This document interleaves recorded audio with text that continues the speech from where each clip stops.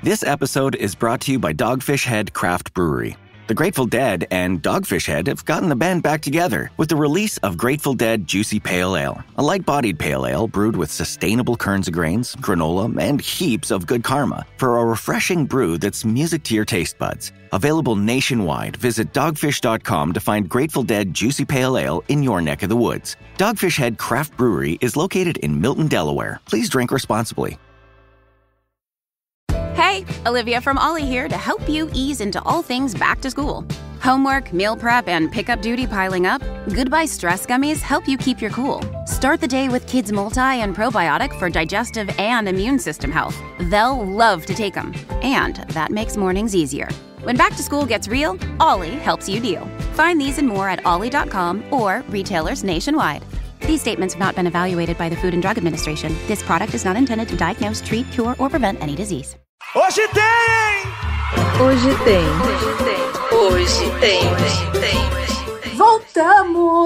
Voltamos. E enquanto isso, vamos continuar sonhando, né? Com essa ração vindoura, depositando a nossa esperança nas vacinas contra o coronavírus e no catálogo de originais e exclusivos do Spotify. Ela faz o marketing dela para entreter você nessa pandemia. Estou aqui com quem? Rogério, que é o nosso maçom, enfermeiro, Zé Gotinha, dono propriedade da rede, proprietário da rede de saúde do Rio de Janeiro. Longe disso. Só porque eu sou do povo, né? E a saúde, o SUS é do povo. Ziraldo. Sim, coronel, qual é a sua formação política? Bem, eu sou partidário da democratura. Não, então você eu também é Zé sou Gotinha. proprietária. Você é Zé Gotinha, você é proprietário. Estou com a Melanie, nossa neurocientista, pesquisadora, está sabendo absolutamente tudo sobre o Covid. Eu amo ver os vídeos dela, porque eu fico mais calma. Inclusive, eu quero falar depois sobre os visões. E com o Rômulo Neres, também o nosso expert aqui de vírus, pesquisador, cientista, virologista, infectologista e skatista, não? Skate, quem dera. Eu sou terrível no skate. Eu não sei andar. Faz um boneco de olhinho, não tem de altura. E eu não consigo me equilibrar. Mas tá ótimo. Tá ótimo. O que você faz já é maravilhoso. Você foi mais útil a esse país do que todo o... Enfim. Eu trabalho escutando Charlie Brown, pra não dizer que um skatista não tá. Ele ouviu Charlie Brown. Tick Walk, Tick Pray. Tick Pray, exatamente. Tick Walk, Tick Pray. Tick Walk, Tick Pray. Meu querido Zé Gotinha, meu querido Rogério Zé Gotinha. Além de assustar a criança e fazer rituais ocultos no subsolo da maçonaria, você também tem uma função profissional de saúde, né, como enfermeiro. Eu queria saber se você, nessa pandemia, se na tua unidade de saúde, você chegou a presenciar aquelas cenas que foram...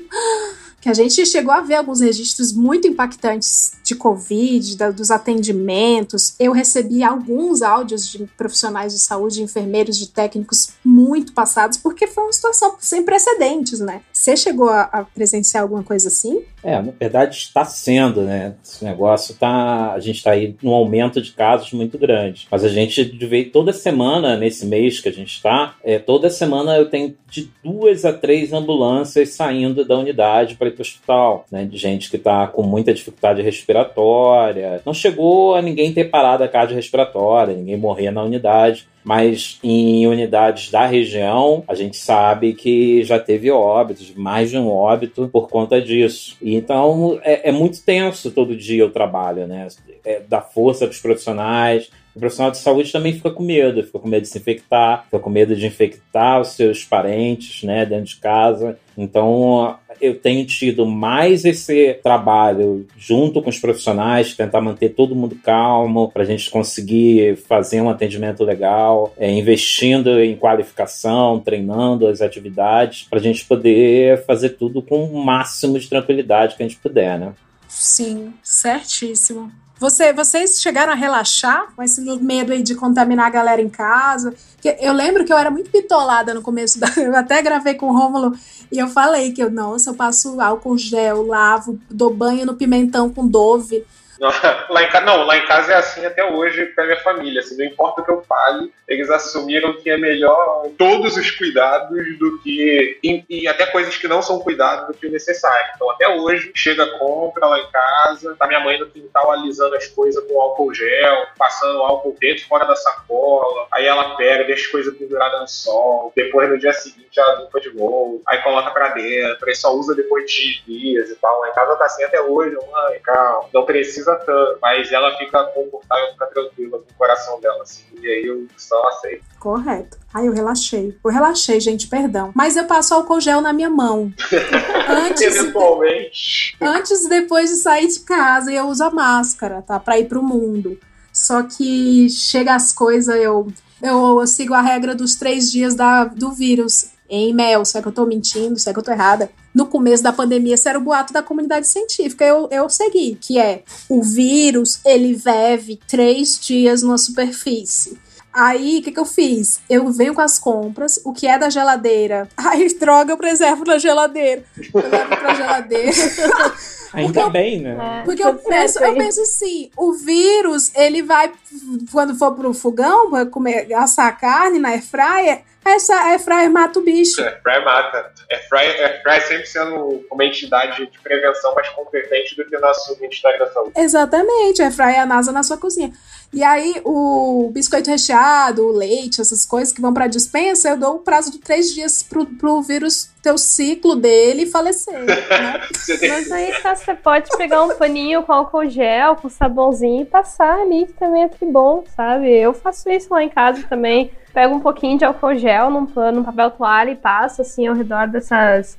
Enfim, desses plásticos e tudo, assim, que já... E depois higienizo minha mão também, sabe? Porque, afinal, tu vai colocar aquilo na tua boca, vai pro teu estômago, não tem caso de tu ter se contaminado por isso, assim, sabe? Por comer um negócio, sabe? Até porque o pH do estômago é muito baixo também, sabe? Então, acho que o principal é tu, tipo, tá comendo, né? E daqui a pouco levar a mão ao olho, coçar o nariz, aquela mão ali que pode ter algum tipo de agente infeccioso ali, né? Por isso que é importante você passar álcool, sabe? Poder fazer esse cuidado. E pra mim funcionou tão bem, assim, sabe? Me atentar mais a isso. E eu não fiquei resfriada uma vez esse ano. Normalmente eu tenho gastroenterite, infecção intestinal, eu tenho todo tipo de coisa horrível, assim. Esse ano peguei nada, gente, nada.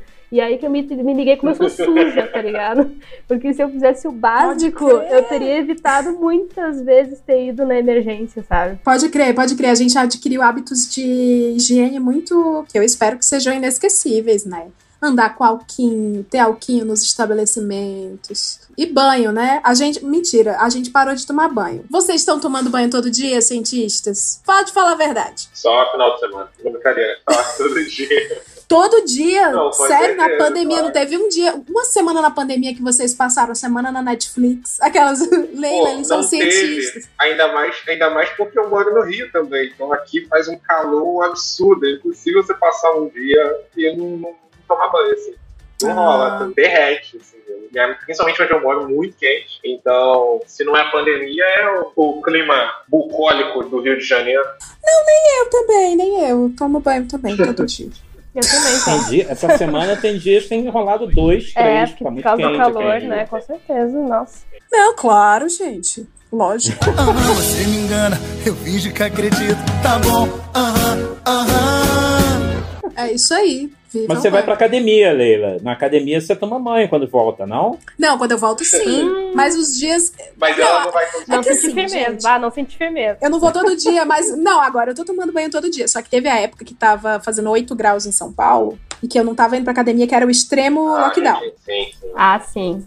Aí eu ficava de pijamão em casa, aí eu tomava banho, caprichava na lavagem do cabelo, tudo. Aí eu ficava no dia seguinte assim, lavei o cabelo ontem, tô sem suar, tô aqui em casa, não vou tomar banho não. Aí eu não tomava. Mentira, gente, é brincadeira, crush. Eu tomo banho todos os dias. Aquele silêncio assim. Sempre. Eu passo álcool gel.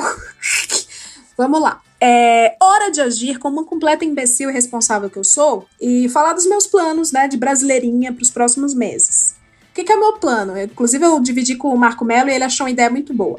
Eu estou pensando em tatuar, na região que receberá a vacina, um alvo Mas, pra isso, eu preciso saber se vai ser na bunda ou se vai ser no braço.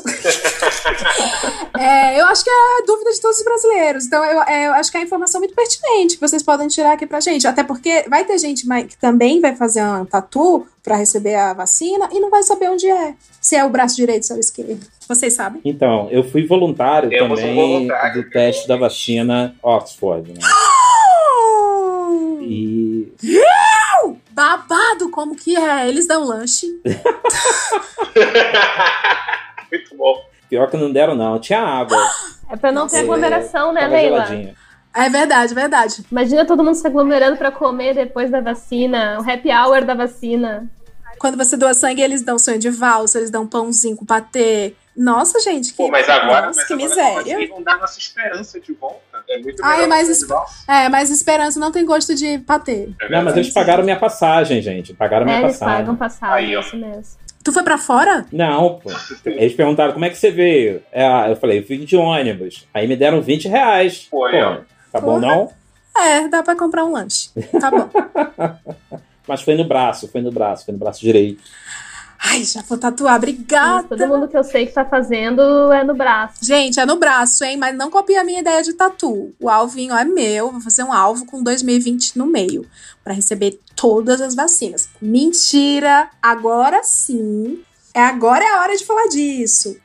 E falar em, brasileirinho inconsequente que eu sou, eu inclusive já vinha comentando entre os meus, eu vou tomar a Coronavac, eu vou tomar a vacina de Oxford, eu vou tomar a vacina Fiocruz, que pode ser a mesma atriz que faz a vacina de Oxford, que eu vou tomar a vacina russa, a vacina da Nike, a vacina da Dolly. Mas eu, real, não sei se pode. E eu tava falando com a minha professora de inglês, ela falou, não, absolutamente, não pode tomar mais de uma para o mesmo não sei o quê. Só que eu também não sei se eu confio nela, quero saber se eu confio em vocês.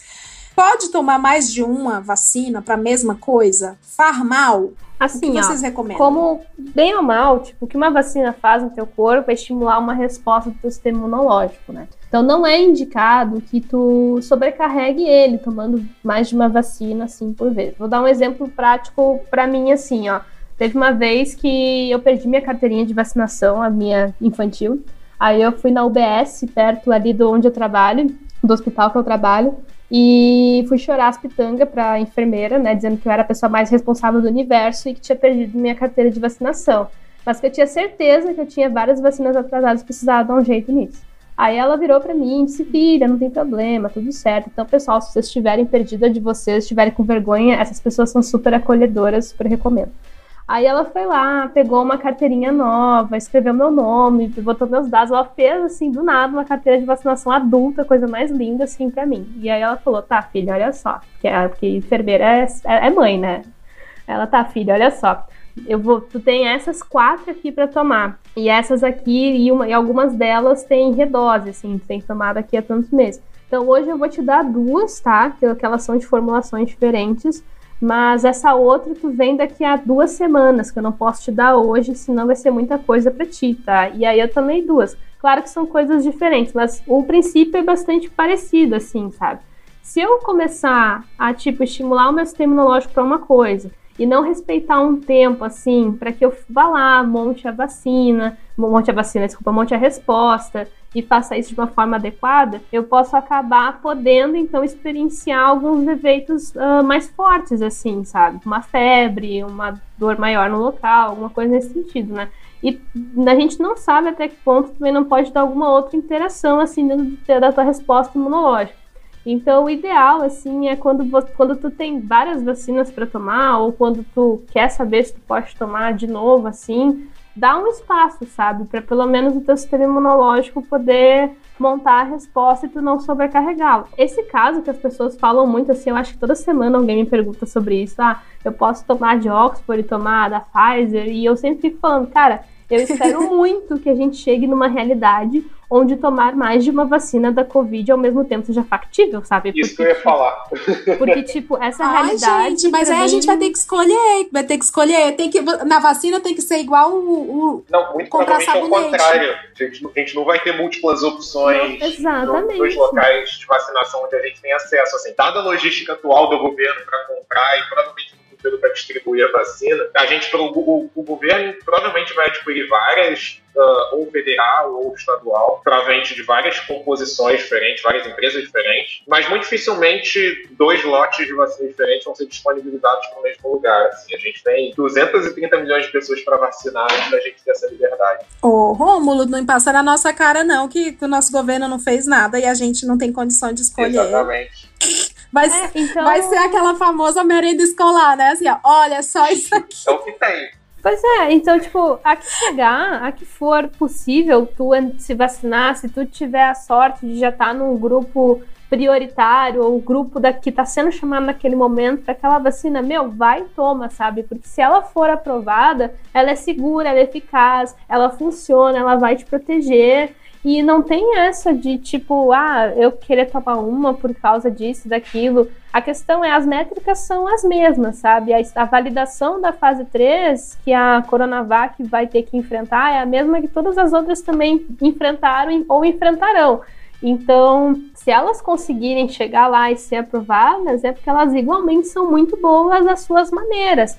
E nunca a gente escolheu isso, sabe, antes. Tipo, existem várias vacinas para pólio, várias vacinas para gripe, e não é algo que a gente, tipo, vai lá e escolha, especialmente numa situação de pandemia, sabe? Quando a gente sair da situação de pandemia e a gente estiver indo lá na nossa clínica imunizante para ver qual nós queremos tomar, daí tudo bem, sabe? Vai ter os valores, vai ter tudo certinho. Mas a questão é, nós estamos num contexto de pandemia e nós vamos levar um tempo até sair dele. E nesse contexto, a nossa escolha é simplesmente vou me vacinar ou não, porque a vacina que chegar para nós, ali disponível naquele momento, ela vai ser igualmente boa. A nossa escolha não tem que ser qual, a gente tem que conscientizar as pessoas de que a principal escolha que elas têm que fazer é ir se vacinar, independente para a vacina que estiver disponível, porque a que estiver disponível vai ser segura e vai ser eficaz. Vrau! Tem que lembrar lá do início, né, que a Melanie falou, da questão do FDA e que passa, né, por lá, ele dá um aval. Quando chega aqui, vai passar na Agência Nacional de Vigilância Sanitária também vão dar o aval. Então, é a questão da gente acreditar que a ciência está correta e que estão olhando todos os passos. Então, independente da marca, por assim dizer, né, da empresa que está fazendo, a gente vai estar tomando algo seguro. Então não tem essa necessidade. Muito bem, eu achei maravilhoso. Eu tenho amigos que vão ouvir esse podcast que estavam com um negócio de eu não tomo a vacina chinesa nem a pau. Não, gente, por quê? Por quê? Por que as pessoas... Vamos lá, vamos explanar a xenofobia aqui. As pessoas não querem tomar a vacina chinesa porque elas são xenofóbicas. Não é xenofóbicas, mas poderia ser. Elas são xenofóbicas. E aí, elas fazem uma associação do país de onde vem a vacina, que está sendo testado. Na verdade, já está em fase de distribuição, né? Essa é da parceria com o Butantan? A vacina a Coronavac, sim. Ela está sendo desenvolvida... Sinovac, né? Isso, a Sinovac, com o Butantan. Mas então, gente, tem a galera que tá reclamando por causa disso, porque faz associação com mercadoria da China, matéria-prima da China. Mas a gente joga celular no lixo, então, se é por isso, né? Porque o que a gente não tem de matéria-prima, mercadoria, tecnologia da China? Exatamente. Sim. Inclusive... O que eu tenho ouvido muito não é nem da natureza da mercadoria, assim, da qualidade. É do comunismo. É o lance, o argumento que eu mais ouço é de como é que eu vou tomar uma vacina que veio do mesmo lugar que deixou a doença se espalhar no mundo, sabe? Tipo, essa é a parada que eu mais ouço. Que daí entra aquela história de ter sido criado na China, desse tipo de coisa, já traz várias fake news juntas, né? Tu mora no país que tem o Bolsonaro, tu saberia lidar. Eu tava pensando em coisas que as pessoas não param pra pensar e que, teoricamente, o problema e a solução vêm do mesmo espaço, do mesmo ambiente, do mesmo contexto e que tá todo mundo alheio. Tipo, a maior parte da galera que falou comigo sobre a vacina é chinesa e o vírus veio da China, era bolsonarista. A maioria, assim. Se você entrasse no perfil, se fosse lá stalkear a pessoa, tu reparava. E, tipo... A galera do WikiZap. O próprio Bolsonaro é um cara que se elegeu falando que ia acabar com a corrupção no Congresso. E ele tava 35 anos no Congresso. Tipo, por esse princípio, a mesma lógica não funcionaria, sabe? Tipo, é uma parada bizarra, assim, meio surreal. Não, indo pro literal da ignorância desse comentário, se fosse assim, o Instituto Butantan, ele trata picadas de cobra com venenos de cobra, sabe? Com sim, cobras. Assim, rola muito desse coisas assim. Isso indo por esse raciocínio, tá? O lance é que exatamente isso prejudica a confiança da vacina, assim. É uma das maiores preocupações que a gente tem tido agora também, é que não adianta a gente ter uma vacina que seja eficaz se a população não adotar a vacinação. A gente tem visto ao longo dos últimos anos que, para algumas vacinas do Programa Nacional de Imunização, a cobertura tem caído. Tipo, as pessoas têm deixado de se vacinar aos poucos. Sim, eu soube que antes era tipo 3%. Em algum lugar ainda 3%. Variou um pouco, assim. O processo é justo? O processo é incorruptível? O processo seleciona os 3% que merecem. Mas já foi suficiente para permitir que algumas doenças voltassem a circular, e doenças que a gente não via surtos nacionais há décadas, assim, há 2 décadas, 3 décadas, sabe? Então essa é a preocupação que a gente tem agora. E isso rola muito, especialmente com a vacina da Sinovac, a Coronavac, porque acabou virando gangorra, acabou virando combustível de estilingue político aí, que o Dória deu aval, deu aporte para São Paulo testar e utilizar, e ao mesmo tempo o Bolsonaro vê como um traje, e aí fica nesse conflito de interesse, e a população no meio disso acaba... Dória! Vendida! Nunca critiquei. Nunca, imagina, grande gestor, acelera. É assim que nós fazemos. São Paulo mais bonita, São Paulo cidade linda. Acelera. Nem eu que sou paulista, tô pensando em arrumar um comprovante de residência aí. Menino, vem pra cá. Brincadeira. Vai dar tudo certo aqui também. Vai sim. Não, mas é isso, gente. Não tem negócio de escolha, não. Inclusive, as notas eu tô vendo, eu tava achando, do alto de minha ignorância, que... essa aqui tá com... essa era a minha crise, tá, gente? Não é de onde é o país, não. Era, esse tá com nota 9.7. O outro tá com nota 9.5. 9.9. Tem muita diferença. Como que é isso? Ou não, é isso mesmo, é por aí, vai ter falha de precisão nesses 96% de precisão, de efetividade, porque eu vi outras vacinas e outros remédios que não tem tudo isso de precisão, não, em tempo recorde, que foi... Nossa, essas vacinas estão sendo desenvolvidas em um tempo muito recorde. Mas é que depende, Leila, depende de várias coisas. Depende do agente infeccioso, depende da circunstância. A gente tem que lembrar que a gente está vivendo uma pandemia, então esses casos, eles são super frequentes, especialmente em locais como o Brasil, que não tem controle, né? Um agente que ele é transmitido com muita rapidez, muita facilidade. É um vírus respiratório que também facilita bastante essa transmissão. E além de tudo, né, além de todas essas circunstâncias que acabam favorecendo, por exemplo, a execução de uma fase 3 e tu observar esses eventos para ver se a vacina protege com mais rapidez, porque a pessoa vai circular e ela vai ter muita chance de ser exposta ao vírus, né, diferente da malária, diferente até mesmo de outros vírus respiratórios.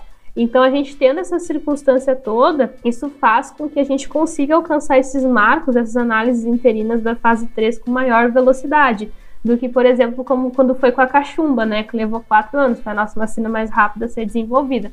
Então, a gente tem que lembrar que o agente infeccioso é determinante também para a gente ter ou não uma maior facilidade, uma maior agilidade de concluir, agilidade de concluir ou não essas etapas de investigação. E o que as pessoas esquecem também é que a gente está recebendo um financiamento incrível, assim, bilhões de dólares, bilhões de reais, bilhões da moeda que tu quiser, que estão sendo inseridos, né, investidos para essa busca, com a comoção de uma comunidade científica que é muito preparada, sabe, é muito qualificada para dar respostas rápidas. E a gente está tendo essa pressão popular também para ter essa vacina, porque isso afeta diretamente a vida das pessoas, o fato de elas precisarem estar mais reclusas ou aderirem a esses cuidados. Então tu pega e junta isso tudo num potinho, e isso faz com que esse desenvolvimento acaba ganhando uma agilidade, mas não é porque a gente pulou etapas ou porque a gente flexibilizou algumas coisas, fez aquela gambiarra lá para conseguir ter alguma coisa para esse ano ou para o ano que vem. Não, o processo tem o mesmo rigor, se não até um rigor ainda mais acurado, justamente porque a gente está tendo muito comunicado de imprensa, muita desinformação, então coisas que a gente não tinha visto antes, como, por exemplo, a liberação dos blueprints, que são documentos altamente detalhados que o pessoal só libera depois que está aprovado. Já teve 3 empresas aí que liberaram durante o processo, sabe? Então tá tendo todos os olhos estão sobre isso hoje, sabe? Justamente para mostrar o quão seguro é esse processo. E quando as pessoas veem uma notícia que acaba descendo meio mal, tipo essa que foi da Oxford e tal, as pessoas tinham que olhar isso pela ótica de que, cara, que bom que o nosso sistema, o nosso processo de investigação e validação consegue pegar essas pequenezas, essas coisas tão detalhadas assim, que podem fazer a diferença depois que for aprovado, sabe? Então eu sempre falo para as pessoas o seguinte: se vocês estão surpresos com a resposta que a ciência está dando agora na Covid-19, com o investimento que ela está recebendo, imagine se a gente tivesse uma parte desse investimento, eu não estou dizendo nem todo, uma parte desse investimento de forma constante, né? A ciência não seria vista como o bombeiro que apaga fogo quando a pandemia está queimando a casa. Ela ia ser quem evita que os incêndios acontecessem, sabe? É isso que a gente tem que pensar. O grande aprendizado que eu tô tendo é que a comunidade científica hoje, para mim, hoje sempre, passa a ser o plano de saúde do planeta Terra. Você tem que pagar para não precisar dele. É isso. O Altair, que é outro cientista que apresenta o Naruhodô, a gente teve uma conversinha, acho que no começo do ano, e ele falou sobre isso, que assim, o coronavírus foi uma coisa que foi sinalizada há muito tempo, né? E agora a comunidade científica continua sinalizando outras possíveis pandemias, né? E o Rômulo também tá bem mais sabendo disso do que eu e pode falar melhor do que eu, mas daí os governos escutarem, né, tomarem medidas, ou se dispuserem a alertar a população, ter medidas de, sei lá. Sim. Isso é uma coisa muito crítica pra gente, porque basicamente o que cientistas fazem, né, os pesquisadores fazem é produzir conhecimento. É isso, a gente produz conhecimento. Agora, como esse conhecimento ele vai ser utilizado, vai ser empregado, vai ser explorado para o bem-estar da sociedade, depende de você integrar uma série de outras forças, né?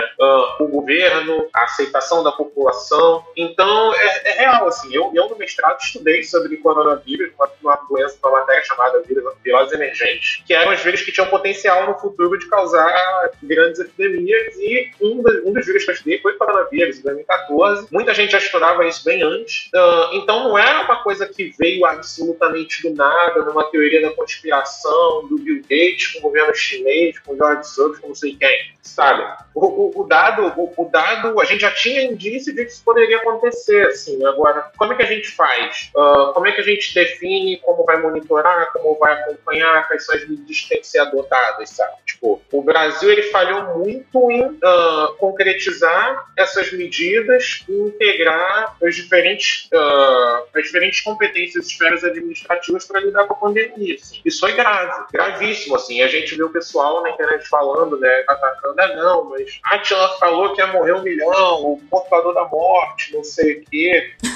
Mas, cara, a gente teve 170 mil óbitos até agora. Isso não é pouco, nem de longe. Não é o pior cenário, que é o que o Atila comentou, que aquele artigo descrevia, né, que caso a gente tivesse livre circulação, com a primeira taxa de mortalidade que tinha sido calculada para o vírus, mas ainda são números alarmantes para qualquer epidemia que a gente possa ter visto no Brasil nas últimas décadas, assim, no último século, talvez. Então, a gente está aqui para ajudar, a gente está aqui para estudar, para pesquisar. O Brasil e muita gente não valoriza, muita gente não entende isso. O Brasil é uma das potências de produção de conhecimento científico relevante no planeta, assim. Dependendo do ranking que você olha, a gente está sempre top 25, top 30 dos países do mundo. E eu não sei como, né? Eu não sei como é isso, porque é na força do ódio. O cara morde a faca, bota a luva, vem pro laboratório trabalhar todo dia. Ele fica puto, tô puto, vou estudar. O nosso orçamento para a ciência é muito menor do que de outros países que têm o nosso tamanho. A remuneração para cientistas é muito baixa comparado com outros locais ao redor do planeta. E ainda assim, a ciência brasileira é uma ciência de qualidade. O Brasil sempre foi muito respeitado na questão de manejo com doenças infecto-contagiosas. O nosso programa de monitoramento, prevenção ao HIV é referência mundial, assim, porque a gente é um sistema público de saúde que garante tratamento gratuito aos portadores do HIV. A gente tem uma taxa de adesão alta do programa, uma taxa de sucesso grande, e são todas referências positivas que o Brasil tinha perante o mundo. A gente foi membro fundador da OMS, por incrível que pareça, mesmo brasileiro que bate nisso hoje. Eu amo tinha. A gente tinha, mas assim, o fato de a gente estar perdendo, a gente não está perdendo por causa da comunidade científica, né? Mas porque o brasileiro em geral está comprando essa narrativa um pouco e está deixando as coisas se perderem, assim. O que é muito triste. A gente tem tido muito pesquisador brasileiro com potencial de fazer muita coisa maneira, simplesmente indo para outro lugar porque não tem condições do cara fazer ciência de qualidade no Brasil, lidando com corte de recursos, com corte de verba, com corte disso, com corte daquilo. E hoje em dia ainda tem que lidar com um monte de gente desinformando na internet, assim, né?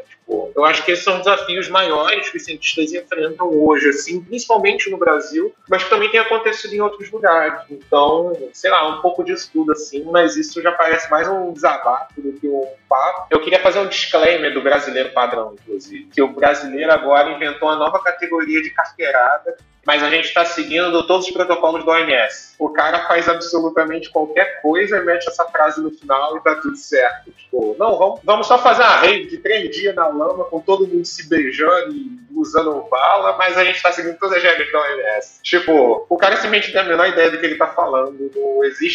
Não existe recomendação de aglomeração para a OMS para um país que tá atravessando a pandemia ainda. Simplesmente não existe. Mas a galera tá perdendo a linha, assim. A galera tá confiante na vida eterna. E esse aqui, né, os podcasts, as formas que a gente tem de estar informando a população são fundamentais. A gente tem que estar informando, a gente tem um grupo grande desinformando e a gente tem que fazer o papel de informar, né, e pela corrente contrária. E aí, para poder lutar contra isso. A gente sabe que isso não é suficiente, né? Porque a gente tem no podcast um alcance de uma determinada camada da população. A gente tem uma grande parte da população que não escuta podcast, né? Que não tem acesso nem à internet, né, direito. Tem aquele planozinho básico da operadora que dá direito a ele aqui, ao WhatsApp. Né? Sim. No máximo ao Instagram. E aí é por ali que ele se informa. A gente tem que cada vez mais ir capilarizando a informação. A unidade de saúde tem um papel fundamental nisso. Né, de estar informando todo mundo que entra na unidade de saúde as questões científicas, aquilo que está comprovado cientificamente. E, gente, falar nisso, tem a versão do Spotify Lite, tá? Para quando o seu celular tiver pouca memória, ou para ele é levinho. Divulgue aí no seu papai, sua mamãe, seu vovô, sua vovó, para difundir conhecimento. Além do Hoje Tem o Naruhodô, tem outros podcasts que os meninos podem indicar melhor que eu de conteúdo científico. This episode is brought to you by Amazon Prime. From streaming to shopping, Prime helps you get more out of your passions. So whether you're a fan of true crime or prefer a nail-biting novel from time to time, with services like Prime Video, Amazon Music, and fast free delivery, Prime makes it easy to get more out of whatever you're into or getting into. Visit Amazon.com/Prime to learn more. This episode is brought to you by JCPenney. Yes, JCPenney. And if you've been there recently, you know it's the place to go for jaw-dropping looks at brag-worthy prices. They've got something special for every style and budget, not to mention rewards and deals that make finding those hidden gems even sweeter. If you already shop JCPenney, you're already in on the secret. But if not, it's time to ask. Wait, am I sleeping on JCPenney? Shop JCPenney.com. Yes, JCPenney. Chegou o dia, mamãe! Eu vou encontrar com o Zé Gotinha! Vem que eu tô te esperando! Eu vou lá, eu vou lá, eu vou lá, eu vou lá, eu vou lá, vou lá me vacinar. Vem aqui, campeão! Eu vou lá, eu vou lá, eu vou lá, eu vou lá, eu vou lá me vacinar. Falar nisso, conteúdo científico, dona Melanie Dutra. Eu soube do bafão do bichinho. É furão ou é vison? Ou são o mesmo bicho? Não, porque teve mutação do vírus. Porque, meu Deus, vamos todos morrer. O vírus mudou. E agora todo o dinheiro da vacina foi para o ralo, se o vírus está em mutação, aí vem todo esse papo de X-Men da galera que acha que mutantes, novela Record. E aí, o que foi aquilo, mulher? Eu vi isso no canal da Melanie. Ela produz conteúdos para a internet. Inclusive, eu queria que ela explicasse, mas também divulgasse o seu canal, tá? Que é maravilhoso. O Bison, né? Ele é, como é que posso? Ele é próximo, né? Do Furão. Tu olha a foto dele, ele é um bichinho bem parecido, assim. Eles têm uma certa proximidade, assim. Agora eu não lembro se é o mesmo gênero ou família, assim, porque eu não sou muito boa nessas classificações taxonômicas, assim. Mas eles são bem próximos, tá? Então, quando eu falar Bison, vocês podem imaginar um bicho parecido com um furãozinho, assim. Cortando agora com casaco de visão. Mas, enfim, o que aconteceu... Antes de falar um pouco sobre isso, era uma das coisas que eu ia te comentar, Leila, que foi a coisa que mais me pirou, assim, na pandemia, com certeza, assim, de dados. Que foi o fato da gente ter a possibilidade de ter muitas espécies suscetíveis ao SARS-CoV-2 humano, sabe? Porque isso tem uma implicação imensa, assim. Primeiro, se eu tenho, por exemplo, muitos mamíferos próximos a nós que também são suscetíveis, eles podem acabar se contaminando e virarem reservas biológicas do vírus, né? Então isso faz com que provavelmente esse vírus fique circulando por um tempo ainda, né, no ambiente, e é importante a gente ficar acompanhando isso, né? O dado que foi mostrado foi um dado de bioinformática, vendo se o receptor ACE2 desses animais, né, que é importante para o vírus lá infectar, era muito parecido com o nosso, né? Porque se fosse, provavelmente, então, isso conferiria um risco para o SARS-CoV-2 humano infectarem eles, né? Então precisa ver na prática realmente se, né, vai se dar essa susceptibilidade de fato. Mas já levantou um alerta importante, né? Porque mostra que podem ter várias reservas biológicas desse vírus ainda. E o vírus pode sofrer adaptações, como é esperado, né? E aí a gente chega no que aconteceu nos visons, né? Então, provavelmente esses visons dessa fazenda, desse centro aí que tinha esses animais, provavelmente esses visons foram contaminados, então, por uma transmissão de humanos, né, infectados para eles. Não foi uma coisa entre eles. Como? O criador se infectou e acabou transmitindo para eles. Essa é uma das respostas mais plausíveis, né? Então, as pessoas envolvidas na criação... Porque eu assisti o South Park... Ótima fonte. Porque eu assisti o South Park sobre pandemia e teve a cena do cara contaminando o Visão por meios não ortodoxos. A gente tem que lembrar que é um vírus respiratório, né? Então provavelmente deve ter sido alguma coisa nesse sentido, né, pessoal? Vamos se ater ao que a gente conhece deles, né? Mas imagina que tenha sido por uma coisa mais ou menos assim. Mas então, o que se viu assim nesses visons e o que já estava vendo em alguns outros na Holanda e outros animais, assim, é que quando o vírus infecta eles sofrem algumas adaptações, né? Isso é esperado. Então começa a acontecer algumas mutações, troca um aminoácido por um outro, deleta uma partezinha ali do material, enfim, tem vários tipos de mutação, pode ser inserção, deleção, enfim, não vem ao caso esses pormenores. Mas é importante ter isso em mente, né? Faz parte da natureza do vírus ele se adaptar ao seu hospedeiro, né? Porque é isso que os vírus estão fazendo a todo momento. Qualquer coisa o Rômulo me corrija, né? Mas enfim, a adaptação é algo esperado assim dentro da virologia. Então o que acontece nesse caso aqui dos visons ali da Dinamarca é que algumas mutações foram encontradas, né? Umas pareceram mais importantes que outras, né? Essa que pareceu mais importante é uma mutação já conhecida, é uma troca de aminoácido que acontece ali no topo da proteína spike, né? E isso, quando foi observado em cultura de células, que é aquele experimento numa plaquinha de Petri, onde tu tem ali aquelas células, num ambiente super bem controlado e tal, não é tipo considerando um organismo e tudo mais, se viu que poderia aumentar a afinidade, né, da spike com o receptor. E aí o pessoal começou a ficar muito preocupado, né? Porque se isso fizesse alguma coisa nas pessoas, podia implicar em algum aumento da virulência, da infectividade, até mesmo da transmissão. Então o pessoal ficou bem preocupado quando isso aconteceu. Só que quando foi então estudado as pessoas que foram contaminadas por um vírus que apresentava essa mutação, se observou que no quadro clínico não fazia nada de diferente, não intervia tipo, no tempo que a pessoa ficava no oxigênio, no tempo que ela ficava internada, nenhum parâmetro clínico foi alterado, né?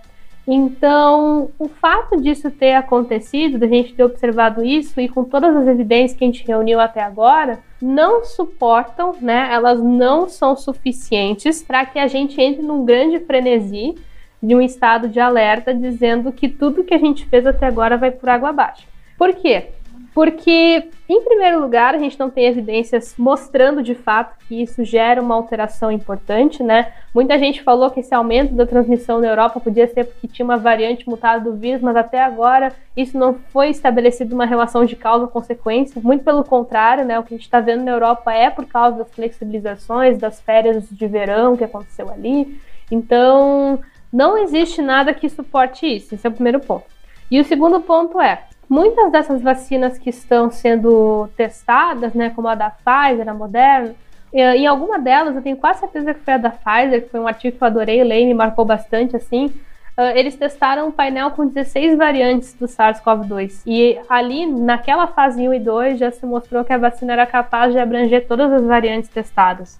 Então, ainda que possa surgir uma variante importante, nada hoje também nos diz que as nossas vacinas não seriam capazes de abraçar essas variantes também. Mas tem que deixar muito claro que isso só é possível através de uma vigilância, né? Através, então, de cada vez mais a gente ter mais rômulos, mais pesquisadores que estão envolvidos dentro desse contexto da virologia, de ficar acompanhando a dinâmica dos vírus e ter investimento de forma constante nisso, para a gente poder antecipar, né, quando uma variante vai estar circulando com mais avidez do que outra. E poder estar sempre de olho se as nossas vacinas, né, estão atualizadas para abranger essas variantes. Porque os vírus têm mecanismos de escapar do nosso sistema imunológico. A gente vê isso no influenza todo ano, que a gente tem que se vacinar para as novas variantes que estão circulando. Então a gente não tem que ficar com medo da palavra mutação, da palavra variante. Eu concordo muito com a Marie Curie, sabe? As coisas não devem ser temidas, elas têm que ser entendidas. E pra gente entender, tem que investir em ciência, sabe? Porque investindo em ciência, a gente consegue estar, pelo menos, sempre no mesmo passo ou um passo à frente das coisas. Bicho, a senhora é destruidora mesmo, viu, viado? Muito Arrasou! bem. Certíssimo. Só em parar de fazer casaco de Vison já tá bom. Quem usar casaco de Vison vai pegar uma mutação, aquela que não entendeu nada. Não, maravilhosa explicação. Que você encontra num canal que você não falou, Dona Mel. Eu costumo divulgar bastante no meu Twitter, né? Que é @Melziland, MELLZILAND, né? Esse é o meu canal, assim, eu também uso esse mesmo oficial pro Instagram. Eu tô tentando fazer um canal no YouTube que tem um vídeo até agora, porque eu tô com problema em encontrar uma pessoa que me ajude a editar, né? Mas em geral tá super focado ali no meu Twitter, né? Então, se vocês tiverem interesse... Alô, ouvinte do Hoje Tem, que edita vídeos. Faça sua contribuição para o planeta Terra, ajudando esta diva maravilhosa da ciência. Sério, ouvinte, tá cheio de ouvinte que edita, que faz design, que faz comunicação visual, que faz vinheta. Por favor, gente. Eu vi o vídeo da Mel no IGTV, eu achei que já tivesse no YouTube, com canalzão e tudo. Foi esse, não foi? Não, o do YouTube é aquele que eu falei sobre realidade. É um vídeo sobre neurociência, divulgação de neurociência. Não, da realidade, que é maravilhoso. Isso, foi no IGTV, então, que eu vi você assim, explicar. Isso. Mas é aquela coisa... É que quem tá no início é foda, né? Porque eu não tenho como pagar, assim, realmente uma pessoa pra fazer isso. Eu queria muito, eu fico muito triste quando eu falo com as pessoas, eu digo, cara, nesse primeiro momento teria que ser, assim, na moralzinha, assim, sabe? No apoio mesmo. Mas assim que a gente tiver algum retorno, assim, com certeza é a primeira pessoa no mundo que eu ia querer pagar, assim, e que eu ia pagar muito justamente, sabe? Porque ao contrário do que muitas pessoas que me odeiam falam, eu não recebo financiamento para fazer divulgação científica, sabe? Eu tenho uma bolsa de pesquisa. Sempre vem com esse papo, né? Oi? A galera sempre vem com esse papo. Eu não sou financiada por ninguém para fazer divulgação. Eu tenho uma bolsa de pesquisa. George Soros, né? Isso, eu tenho uma bolsa de pesquisa pro meu pós-doc, mas tipo, isso é pro meu projeto de pesquisa. Tudo que eu faço de divulgação é a parte do meu lazer, das minhas horas de sono. Então eu sempre falo isso para as pessoas, sabe? Por isso que, tipo, É difícil arrumar também, porque nesse primeiro momento ia ter que ser muito na broderagem, assim, sabe? Mas com certeza, assim... Ah, mas vai conseguir sim, Mel. No comecinho, quando eu só fazia Instagram, o povo fez várias vinhetas legais pra mim. Então eu vou endossar aqui, galera. Vamos criar vinhetas e edições pra Mel? Olha quanto conteúdo massa que pode chegar no seu pai, na sua mãe, no seu avô, na sua avó, pra eles pararem de encher o saco mandando fake news no Zap. E seu irmão também, marombeiro, que talvez seja a maior fonte. Posso fazer um vídeo jabazinho também de conhecimento? Claro. Eu recentemente passei a fazer parte de uma iniciativa chamada Team Halo, em português eu acho que é Equipe Halo, que é chancelada pela ONU, que basicamente é pesquisadores que mostram como é que são os bastidores dessas pesquisas com o coronavírus no TikTok. Então eu tenho um perfil no TikTok chamado @romulismo, e lá, vez ou outra, eu posto material que eu faço, mostro como é que é a rotina do laboratório, explico um pouquinho. A gente tem focado muito nas vacinas, né? Então eu tenho mostro no laboratório aqui, por exemplo, os componentes da Coronavac, basicamente qualquer laboratório de biologia tem. E aí a gente vai fazendo, vai mostrando, para tentar desmistificar um pouco isso, né? Quebrar um pouco essa resistência da população, exatamente por não conhecer o que acontece nos bastidores, por assim dizer, né? Dentro do laboratório. E a galera, a repercussão é positiva, então é bom, os vídeos são curtinhos, você mostrar pro seu pai, mostrar pra sua mãe, se estiverem com dúvida, quiserem fazer alguma pergunta. Então fica aí a proposta. Maravilhoso. Eu amo o TikTok porque dá pra converter em vídeo zapizável. Exatamente. Você já exporta e já manda pra família, entendeu? Assim, é uma rede muito jovem. Eu me sinto um idoso, assim, no TikTok. Mas imagina. É muito legal. Ô, gente, é verdade que tem mercúrio em toda vacina que faz mal? Isso é uma excelente pergunta. Essa parada começou tem uns 15 anos, 20 anos talvez, esse papo. É mentira. É mentira? Não. Meu Deus, eu vou mandar pra minha professora de inglês, porque foi ela que disse, não toma vacina, tantas vacinas, porque é cheio de mercúrio no seu corpo. Você vai morrer. Então, eu acreditei. Isso aí tem algumas coisas interessantes pra se dizer sobre isso. A primeira delas é de que, enfim, esse papo começou exatamente porque o pessoal entende o mercúrio é um metal pesado, né? E basicamente, há algum tempo atrás a gente se usava como adjuvante em vacina um composto à base de mercúrio chamado timerosão. E ele não é mercúrio puro, ele não é um composto que é bioacumulável, tipo, ele não fica armazenado em um único tecido e destrói aquele tecido como outros metais pesados que a gente conhece na natureza. E a gente não tem registro nenhum na ciência, na literatura, de que timerosal possa causar algum risco a longo prazo para quem usa algum composto à base de timerosal. Ainda assim, por causa desse papo todo, dessa conspiração toda que rolou há um tempo atrás, a FDA recomendou a substituição de timerosal por outros ingredientes similares em vacinas e outros imunizantes, e não se usa basicamente mais timerosal, mas exatamente porque o pessoal encheu tanto o saco que não tinha evidência, mas acabou adotando se não usar. Mas não é só timerosal, o pessoal fala a mesma coisa do álon também, que é o hidróxido de alumínio, que é uma coisa que se usa em vacina também. Só fala, tem mercúrio, tem alumínio também faz mal, não sei o que, blá blá. O importante dizer é que vacinas são seguras. Tipo, a gente não tem indício nenhum de que alguma vacina possa causar algum tipo de problema de longo prazo. Assim. O que a gente tem é a possibilidade de você ter uma reação alérgica, um caso de hipersensibilidade à vacina, mas isso geralmente acontece nas primeiras horas ou no máximo alguns dias depois de você tomar a vacina. A vacina não vai induzir câncer, não vai alterar o seu DNA, igual o pessoal fala. A gente não tem nenhum dado que suporte isso. Se tivesse, as vacinas não passariam da etapa onde a gente verifica a segurança, e não é porque o processo está sendo mais rápido que a gente está pulando, esquecendo, fingindo isso. Pelo contrário, todas as vacinas que estão em fase 3, a gente já tem os dados publicados de que elas são seguras e que não tem risco nenhum associado, nem com mercúrio, nem sem mercúrio, nem nada do gênero. Ai, que bom, que bom. E surgiu toda essa questão também, né, por causa do primeiro artigo que foi publicado na The Lancet, associando o timerosal com transtornos do neurodesenvolvimento como autismo, né? E é importante ressaltar que desde esse momento até hoje, Todo ano sai artigo dizendo que não existe relação. Esse artigo já foi retratado há muitos anos atrás. Exato, e tem revisões, e tem gente assim que realmente se esforça e tem como objetivo assim, de pesquisa mostrar que essas relações não são respaldadas, entendeu? Então, muito desses movimentos anti-vacina usam esse artigo como referência, usam alguns casos assim em que se observou que, por exemplo, há um aumento de casos de síndrome de Guillain-Barré depois que a pessoa se vacina para um vírus ou uma bactéria.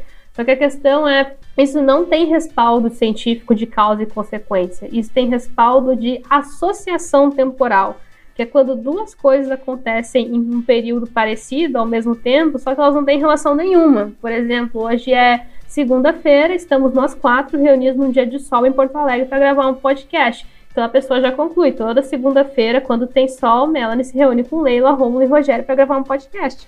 Mas não tem relação causal isso, sabe? É só uma associação temporal, uma coincidência disso ter acontecido ao mesmo tempo. Poderia ter acontecido na terça, na sexta, num dia de chuva, de neve, sem um de nós, com mais outras pessoas. Não tem uma relação de causalidade. Então as pessoas confundem isso porque é um conceito difícil entender o que comprova uma causa e consequência, sabe? Porque isso tem que ser comprovado. Quando a gente fala de causalidade, a gente está falando de correlação, a gente está falando de análise estatística, a gente está falando de vários números que respaldam que aquilo não é algo da aleatoriedade, e sim algo realmente que teve uma causa com uma consequência. Então, muitas das coisas que as pessoas de movimentos anti-ciência e vacina defendem são associações temporais. Provavelmente aconteceria mesmo se a pessoa não tivesse tomado a vacina, porque não foi por causa de tomar a vacina, foi uma coincidência de ter acontecido ao mesmo tempo, uma associação temporal. Então, por isso que é importante deixar essas coisas muito bem claras, né? Não existe relação de causa e consequência de alterações neurológicas, principalmente de autismo, com vacinação. Não existe relações de causa e consequência. E é super importante, qualquer reação que tenha, que seja dor local, né? Que seja um inchaçozinho pequenininho, né? Que a pessoa volte ao posto de saúde para relatar que teve essa reação, porque a gente faz lá um documento falando da reação, anotando o lote da vacina, qual foi a vacina. Se tiverem vários casos, a gente retira aquele lote para poder ser analisado e ver se tem qualquer relação entre os casos e a vacina. Então não é uma coisa puramente aleatória, né? Isso acontece no dia a dia nos postos de saúde, nos locais de vacinação. Teve reação, volta, que a gente vai ver o que foi. E tu nunca viu, Rogério, acontecer assim de forma coletiva ou já viu orquestrada, tipo, casos, um lote inteiro? Isso é uma precaução, ou não, ou já aconteceu? A gente tem precaução porque já aconteceram casos. Não aconteceu comigo, eu nunca vi. Mas pode ser que tenha alguma coisa que cause alguma coisa, porque pode ser boba. Pode ser um inchaço maior no braço, assim. Mas a gente não quer que aquilo aconteça. Então a gente recolhe para ver o que aconteceu, para poder que isso não se repita. E é esse trabalho do Rogério, por exemplo, e de todas as pessoas nas unidades de saúde, nos postos, que drivam os cientistas para ter essa base de dados aí, para dizer se realmente, gente, não causa autismo, não. Inchou o braço de uma pessoa ali, né? A vacina da gripe deu um efeito de resfriado ali, aqui. Mas até agora não existe embasamento nem amostragem para provar isso, não. Não, com certeza. Esse único artigo que vinculou, né, a Shimerozawa ao transtorno de espectro autista, o cara tinha mega conflito de interesse, ele tinha a patente de uma outra vacina concorrente, e aí tinha indício de que ele precisava de algum tipo de suposta evidência para desqualificar, favorecer o projeto dele, a pesquisa dele e tal. Isso tem muito tempo já, e infelizmente é uma parada que acabou ecoando até hoje. As pessoas vira e mexe continuam apontando para esse mesmo problema, e o lance não é nem só a questão do desconhecimento em si, é que cada vez que esse discurso é perpetuado, a gente acaba forçando mais dos cientistas que poderiam estar no laboratório produzindo, pesquisando coisas mais relevantes, que precisam parar e testar novamente coisas que já foram afirmadas, que já foram descritas, validadas por mais de uma dezena de estudos, porque esse rumor ainda existe. existe, sabe? Tipo, porque o rumor existe na população, não na ciência propriamente. Assim. Então, a hipótese já foi testada, já foi negada, já foi testada, já foi negada, já foi testada, já foi negada, e a gente não consegue mover, andar em frente, exatamente por causa dessa pressão, por causa dessas paradas todas rolando. Muito bem. Seu trabalho, ouvinte, é diminuir a fake news acerca da vacina, hein? O que eu recomendo, eu já fiz isso com... Eu não posso falar, senão a minha mãe vai me ouvir. Ela, bom, mãe, eu fiz isso com a senhora. A minha mãe pediu pra eu configurar umas coisas no celular dela, aí eu peguei o Instagram e botei ela pra seguir várias pessoas ativistas. Então faz isso, gente, bota a galera pra seguir cientistas. Exatamente, né? A gente tem que trazer a ciência pra rotina das pessoas. Exatamente, pega o celular, isso é hackativismo. Você pega e bota pra seguir a Mel, pra seguir o Rogério, pra seguir o Rômulo, e pronto, e assim vai. Aí eles vão receber o conteúdo e o algoritmo vai formatar mais conteúdos para essa pessoa. O Departamento Jurídico do Império e Conglomerado Hoje Tem Podcast informa. O fato de Leila Germano demonstrar e sugerir que seus seguidores pratiquem hack-ativismo não significa que ela tenha demonstrado ou sugerido qualquer coisa do tipo. Não ensinei nada, pelo amor de Deus, gente. Pelo amor de Deus. Tô brincando. Vamos rir. Federal vai ter a sua porta. Não, Abinho, um abraço, General Helena, eu tô brincando. Vai sair Operação Hoje Tem, aqueles policiais que têm os nomes de Operação Maneiro, vai ter que fazer uma Operação Hoje Tem. Eu queria, não, se tiver me investigando, bota esse nome, numa boa. Rogério, vamos rir um pouquinho, vai. Imagino que a carreira de Zé Gotinha, você tenha te rendido boas histórias, né? Vão além das crianças ranhentas, desconfiadas da Ku Klux Klan, ou, sei lá, você tem alguma história massa aí pra contar pra gente? Alguém já arrancou tua cabeça? Bom, eu comecei a fazer isso enquanto enfermeiro, né, quando trabalhava somente como enfermeiro, nessa ideia de desmistificar um pouco dessa questão da vacina para as crianças, porque realmente é um saco, né? Você sair da sua casa, tá vendo seu desenho animado, a mãe te arruma toda, você acha que vai comprar sorvete, quando vai ver é vacina. Então a gente tentava fazer algo para animar. Então várias vezes a gente se vestiu lá de Zé Gotinha para fazer animação com as crianças, alugava pula-pula, bolinha de sabão, um monte de coisa. E, às vezes, a mãe fica com pena, né, da vacina, de segurar. Isso lá no meu início de carreira, quando estava novinho ainda, já ajudei muito a mãe a segurar a criança, porque a mãe, às vezes, está mais nervosa que a criança. Uma vez eu botei uma criança sentada no meu colo, porque a vacina ainda era no bumbum, e segurei lá a criança para tomar a vacina, a mãezinha do lado ali, e aí o profissional tá fazendo a vacina e de repente eu começo a sentir um negócio quente na minha calça, um negócio quente na minha calça. O que tá acontecendo? Quando eu levanto a criança, ela tinha feito xixi da minha calça. E o local que ela fez ficou muito parecendo que eu tinha feito. O filho chorou e a mãe não viu. Meu Deus! E ali, o que eu faço? Não tem o que fazer, né? Aí você relaxa e é isso aí. O Zé Gotinha fez xixi. Porque é o que é possível de fazer, né? Ia parar de trabalhar por conta disso, vida que segue. Bom, depois pelo menos foi mijo. Trazer a fantasia pra casa pra lavar, né? Tu já pensou se a criança caga em ti? Ia dar um pouco mais de trabalho, né? Porque a fantasia é branca. Meu Deus, eu lembro quando eu era publicitária, que eu fui... Eu não vou citar a marca, mas é uma grande marca de alimentos cujo mascote é um franguinho, que patrocinou o Mundial de Judô, que eu fui lá. Que as crianças puxaram ele pelo rabo e a cabeça. E queriam matar e estavam gritando, mata pra comer. Que isso, gente? Meu Deus. E aí foi aí que eu pensei, eu vou ajudar? Não, porque é a indústria que fomenta este tipo de ato. Não, mas isso é ainda isso. Não sofri não, graças a Deus. Ninguém nunca tentou arrancar a tua cabeça. Não. E eu nem sou alto, não, eu sou baixinho, né? Perto, quase o tamanho das crianças, mas não rolou, não.